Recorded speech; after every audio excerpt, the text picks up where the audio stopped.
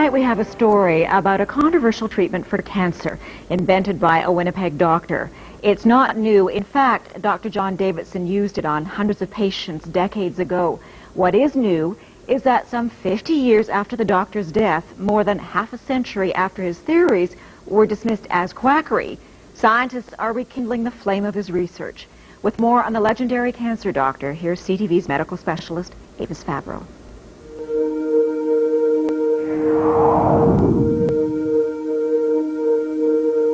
His name was John Ralston Davidson, a respected family doctor in Winnipeg in the early 1900s. A great scientist as well as a great doctor.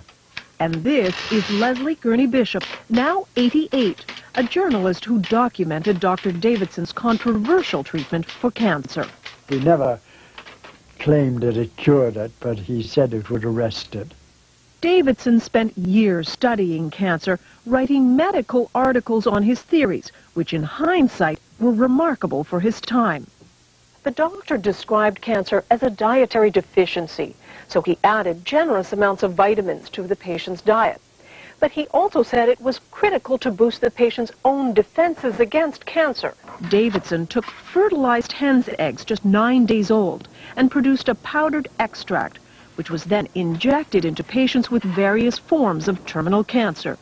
Like this boy, diagnosed with lymphatic cancer, notes show that with surgery, vitamins, and the extract, he returned to normal health. Over the years, Dr. Davidson treated hundreds of cancer patients. They all said, the ones I interviewed, all said that it had benefited them tremendously. Some said they were cured. Ruth Burke's father was one of Davidson's more famous patients. Harry Leader, the Member of Parliament for Portage-la Prairie, had been diagnosed with terminal bowel cancer by the Mayo Clinic in the U.S. But under Davidson's treatment, he improved.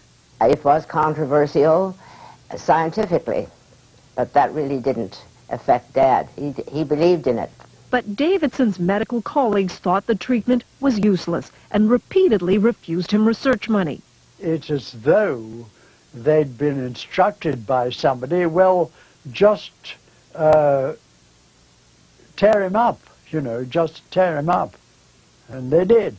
Frustrated with the lack of support, Harry Leader, with his own good health as proof, took Davidson's pleas for funding straight to Ottawa in 1944, directly to Prime Minister Mackenzie King. He never wanted any publicity from this. He simply wanted help for this man whom he felt could help humanity. The Prime Minister refused to fund Davidson's work. The doctor died 4 years later. He would die pretty well of a broken heart, if you know what I mean, because he had not been recognized. His cancer treatment thought to have died with him. But then 6 years ago, the treatment was rediscovered by a Toronto company. It hired researchers at Dalhousie University to test the theory. Could these embryonic chicken cells really be a cancer treatment?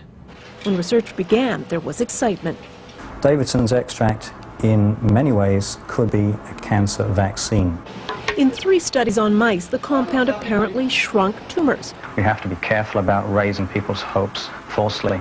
Jonathan Blay is one of the researchers looking at Dr. Davidson's extract. Davidson's extract, in many ways, could be a cancer vaccine. There could be things in the extract that promote a response against the cancer. But then suddenly, the research stopped. The then owners of the extract had financial problems. They stopped paying the researchers. Dalhousie was out some $60,000 and halted the experiments. The university would be interested in continuing the work because the results were very promising. But for nearly 5 years now, the capsules have simply laid on the shelf. One could easily walk away from and say, the heck with it. But would we be leaving behind something that could potentially have significant impact for large numbers of people? But if there are no takers soon, the venture will die. A darn shame, says Dr. Bain, because we still won't have the answer. Was Dr. Davidson right? But if Dr. Davidson's extract does show the power to combat cancer, this could be not only one of the great human victories in overcoming disease, but it could also be one of the great human tragedies. A tragedy because for the last 50 years, a possible cancer treatment and its pioneer were forgotten. Avis Favreau, CTV News, Toronto.